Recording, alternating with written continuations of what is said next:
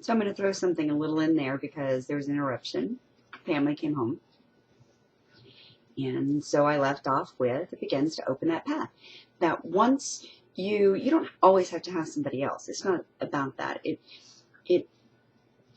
It's the principles along many lines of belief, philosophical belief, religious belief, things like that, that when one or more seems to give some things more power. So when one or more agree with something, when one or more have a thought, when one or more take actions in a direction, something is more likely to come to fruition.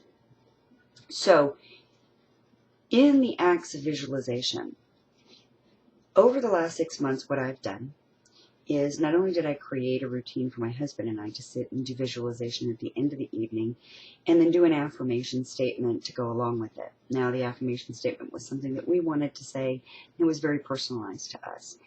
But I'm going to go through a little bit of an exercise of how to create a visualization that begins to really work within your mind, your triggers, your memories, and even the possibilities of the things that you don't know that you venture into. And I'll tell you the brain science, or at least what I believe or what I've read, the things that I've studied, and even my own theory behind it, is that as you visualize your brain, so I've said this before in another video, and but just that your brain, that when you're born, is a complete sponge. So it's like a big empty hard drive. There's not Windows loaded on it. There's no Office. There's no Photoshop. There's nothing to, capture music or even process music. It begins to build. Now, for lack of better words, miracle, it's not a very scientific word. The miracle of us is that this hard drive is, whoever the IT team is, they're great, right? So this hard drive comes with the ability to accept all kinds of programming. And then it also rejects certain programming as well, obviously, traumatic situations. But so as you begin to collect all this information, and you've got certain portions of your brain that do nothing but hold memories. Now, women happen to have more memory cells. I'm not going to get real scientific about it right now. Some other time I will, and I'll go completely over the brain structure and emotional intelligence, self-awareness, where you trigger and where you come from. So anyway, so the brain is capturing all of these memories, and it's tagging, and it's titling, and it's defining, and it's saying this is this, and this is that, and your brain has its emotions, and it takes years before you actually get to where you're processing things past fight or flight. And so when you begin to visualize, you're making a statement in the present of something that you want to see in the future. But in the visualization, you're making it all one. You're making it something you see now in your mind. So it's like pulling, the trick is not pulling on all the old things. So the camping trip again. It's not going through it and saying, well, we're going to go camping. And I remember, and your brain goes, oh, I remember the tent the tent caught on fire and the bear ate everything in the cooler. So it's hearing that, letting it be, and saying, how do I want to see this camping trip this time? And right now, my brain is thinking about the tent on fire and the bear. So I want to visualize wonderful friends, beautiful campfire, great food, hiking, canoeing, just very, very wonderful, fulfilling camping trip, right? One with nature camping trip. So you literally sit and you can close your eyes, you can have your eyes open, you can write these things, but you're going to create what that trip is like. And when you create it from a sense of now.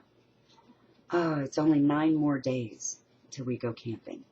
Oh, I can feel the anticipation right now. I know, and I've collected, and I began making my list, and I know exactly what we're going to have on each night, but yet flexible enough that if we go long because we enjoy a beautiful hike and a sunset, we've got something to fix fast. I'm really enjoying how this planning is going, and it's really, really exciting me, and really feel the excitement and the anticipation. And even if you feel a little bit of the, fear from, oh, the tent's going to, catch on fire, just let that go. But continue to do to end. I'm going to make sure that when we get there, I see I've got this rope to be able to tie up and collect firewood. And we're driving there, and I hear the music, and the sun is so warm, and I can feel it on my skin, and the music is playing in the car, and they're my favorite songs, and my husband, my boyfriend, and my friends are all sitting there, and we're all just having such a great time. And we drive into the campsite, and oh my gosh, we've got the best view, the best campsite. It's not only secluded, but it's just a short hike to a waterfall and a swimming hole, and it's just absolutely perfect. And I hear the water trickling at night, and I hear it, and it's calming, and it's soothing, and I go to sleep, and I wake up in the morning, and I feel the fire that somebody else has already gotten up and made, and I smell the eggs cooking, and I taste them, and you go on and on, but you describe it as though you're right there. You taste the food, you feel the breeze, you feel the sunshine, you smell the air, all of it, and then you're done. You hold that vision, and you can repeat that vision. That's why if you write it down, it helps, because then you can go back over it. And I also feel that there's this tactical sense in writing, that you're putting a physical form to something. And it's not so much the mystical sense that you're putting a physical form. They even say that when you take notes in class, that it tends to stick in your memory more. So you're basically giving your brain instructions of what to begin to create and think. So then your days are literally, your attitude, your demeanor, your enthusiasm, your passion begins to lean towards that you have envisioned. And it begins to make it present. So that's as much as I can say. I welcome any questions, and welcome anybody who wants to go online sometimes and practice doing a visualization. Probably no more than about 4 or 5 people at a time in like a Google Hangout session or something like that, and we can practice literally each person over a period of time having an opportunity to sit, and we all visualize with that person what they're wanting to create in the now and current, that has unfolding effects and outcomes that are beyond that moment. But it still starts back in the moment. So that's what I have to say for visualization. Go have a good time creating.